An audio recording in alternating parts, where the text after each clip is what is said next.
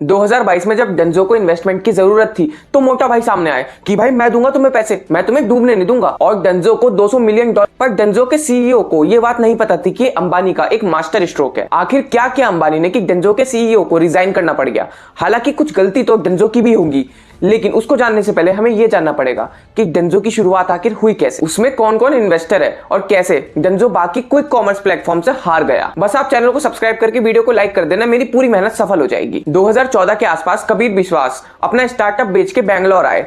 तब उनके पास नया पैसा आया था तो उन्होंने खूब मजे करे, लेकिन फिर इनके अंदर का बिजनेसमैन का कीड़ा दोबारा जागा और उन्होंने अपने आसपास प्रॉब्लम्स देखनी शुरू करी। वहां पे उन्हें पता चला कि यहाँ पे बहुत सारे स्टार्टअप फाउंडर्स हैं और उनकी कंपनी में काम करने वाले बहुत सारे आईटी एम्प्लॉइज भी हैं, जिनके पास अपने बहुत सारे पर्सनल काम है, लेकिन उनको करने के लिए उनके पास टाइम नहीं है। किसी को ग्रोसरी की दुकान से अपनी ग्रोसरी मंगवानी है, सब्जी वाले के पास से सब्जियां लानी है, कोई डॉक्यूमेंट कहीं से लाना है। वो सारे काम जो 15 से 20 मिनट की डिलीवरी टाइम में लोकली हो सकते हैं, वो डेंजो ने करने का सोचा। और उस काम को करने के लिए वो एक छोटा सा डिलीवरी चार्ज कस्टमर से ले लेते। जैसे कि पोर्टर है, पोर्टर बहुत बड़ी बड़ी चीजें डिलीवर करता है आज के टाइम में, जैसे गाड़ी हो गई, घर के फर्नीचर हो गए और थोड़े बड़े बड़े सामान। लेकिन डेंजो बहुत छोटे छोटे सामान डिलीवर करता था, वो भी 10 से 15 मिनट की दूरी पे। जब कबीर को ये आइडिया आया तो उन्होंने अपने दोस्तों को बताया और उन सारे दोस्तों में से 3 दोस्तों को ये आइडिया बहुत अच्छा लगा और वो इनके को फाउंडर बन गए। 2015 में इन चारों ने मिलकर डेंजो की शुरुआत करी। ये एक व्हाट्सएप ग्रुप पे शुरू हुआ था, जैसे आजकल छोटे छोटे बिजनेस शुरू हो जाते हैं, बिल्कुल इसकी भी वैसी ही शुरुआत हुई थी। शुरू में इन्होंने एक व्हाट्सएप ग्रुप बनाया जहां पे इन्होंने अपने आसपास के लोगों को कनेक्ट करा।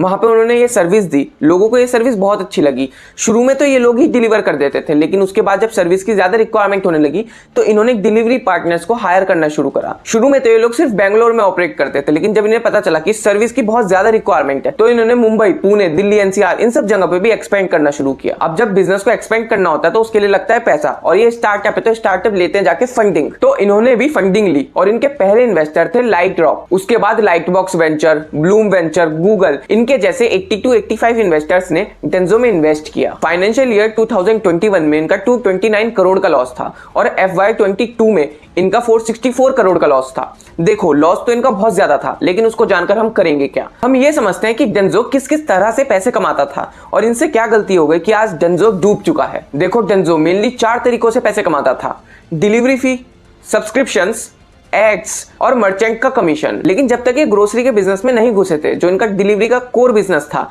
उसमें पैसा बनाते थे और उसमें भी लॉस में ही थे, लेकिन फिर भी इनका ठीक ठाक बिजनेस चल रहा था। इन फ्यूचर वो ग्रो हो जाता। लेकिन 2020 में इन्होंने ग्रोसरी के बिजनेस में घुसने का सोचा और 2021 में इन्होंने अपने डार्क स्टोर्स खोले। डार्क स्टोर्स में ये लोग अपना सामान रखते हैं, बहुत सारा बल्क में सामान खरीद कर वहां पे रखते हैं। वहां पे कस्टमर्स का जाना अलाउड नहीं होता। जैसे कि दुकानों के अपने गोडाउन्स होते हैं जहां पे उनका स्टॉक में सामान रखा रहता है, ऐसे ही जो ऑनलाइन प्लेटफॉर्म होते हैं जहां पे अपना सामान रखते हैं, उसको डार्क स्टोर्स बोलते हैं। अब इनके खुद के डार्क स्टोर्स थे, तो इसका फायदा ये होता था कि बल्क में बहुत सस्ता सामान खरीद के उसे सस्ते में ही बेच देते थे, ना किसी को कमीशन देना पड़ता था और ना ही किसी को एक्स्ट्रा पैसा।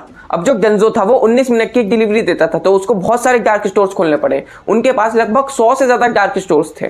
लेकिन सबसे बड़ी बात, जैसे ब्लिंकिट है वो भी डार्क स्टोर्स खोलता है, लेकिन वो फ्रेंचाइजी मॉडल पे काम करता है। मतलब बाकी जो क्विक कॉमर्स प्लेटफॉर्म है वो एक जगह दूसरों से ले लेते हैं और उनका पैसा इन्वेस्ट करवा देते हैं और उसके लिए उनको छोटा छोटा अमाउंट पे करते रहते हैं हर महीने। लेकिन डेंजो ने क्या किया, अपने सारे डार्क स्टोर्स खुद ही खोल लिए, सारा पैसा खुद ही इन्वेस्ट कर दिया। उसकी वजह से इनको सामान तो सस्ता पड़ रहा था और ये लोग डिस्काउंटेड प्राइस पे आराम से ऑनलाइन बेच भी पा रहे थे। लेकिन एक टाइम इनके पास ऐसा आया कि बिजनेस को एक्सपेंड करने के लिए, सैलरीज देने के लिए इनके पास फंडिंग ही नहीं बची और उसको लेने के लिए ये लोग पहुंचे रिलायंस के पास। कंपनी बंद ना हो इसलिए इन्होंने रिलायंस को 16 से 1700 करोड़ के बदले, मतलब $200 मिलियन के बदले 2022 में 25.8% कंपनी का हिस्सा दे दिया। इसकी वजह से रिलायंस के पास कंपनी का मेजरली स्टेक आ गया और अब कंपनी में जो भी डिसीजन होता, जो भी चेंजेस हो रहे थे, वो रिलायंस की परमिशन के बिना नहीं हो सकते थे और फाउंडर्स के पास तो सिर्फ 3-4% कंपनी का बचा था। अब पहले तो रिलायंस ने डेंजो के सारे डिलीवरी पार्टनर को अपनी जियो मार्ट की सर्विस में यूज किया। हालांकि वो डेंजो को बिजनेस दे रहे थे, वो उनको पैसा पे करते थे। फिर डेंजो की टेक्नोलॉजी, उनकी फास्ट डिलीवरी सर्विस की टेक्निक जियो मार्ट में यूज करी। अब पहले तो जियो मार्ट ने डेंजो को डिलीवरी का अच्छा खासा बिजनेस दिया,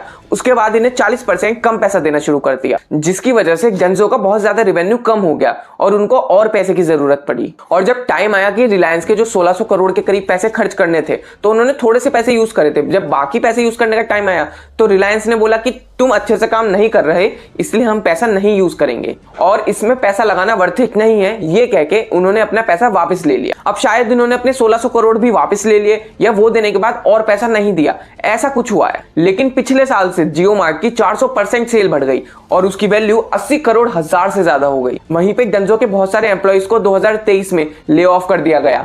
डेंजो के सीईओ ने रिजाइन मार दिया और पिछले 18 महीनों से उनकी कंपनी में सिर्फ 50 से 60 एम्प्लॉइज हैं और उनको भी अभी तक 18 महीनों से सैलरी नहीं मिली। हालांकि कबीर विश्वास अब फ्लिपकार्ट मिनट को लीड कर रहे हैं। हो सकता है फ्लिपकार्ट डेंजो को बाय कर ले। आपको क्या लगता है, एक बड़ी पैसे वाली कंपनी ने एक छोटे कोई कॉमर्स प्लेटफॉर्म को अपने रास्ते से बड़ी चालाकी से हटा दिया, या फिर बाकी की लॉस मेकिंग कोई कॉमर्स प्लेटफॉर्म की तरह इस वाली कंपनी को पैसा नहीं मिला इसलिए ये सस्टेन नहीं कर पाया? उम्मीद है आपको वीडियो तो पसंद आई होगी, क्योंकि यहां तक देख लिया है तो सब्सक्राइब करना भी बनता ही है। बाकी कमेंट्स में बता देना आपको अगले किस बिजनेस में वीडियो चाहिए।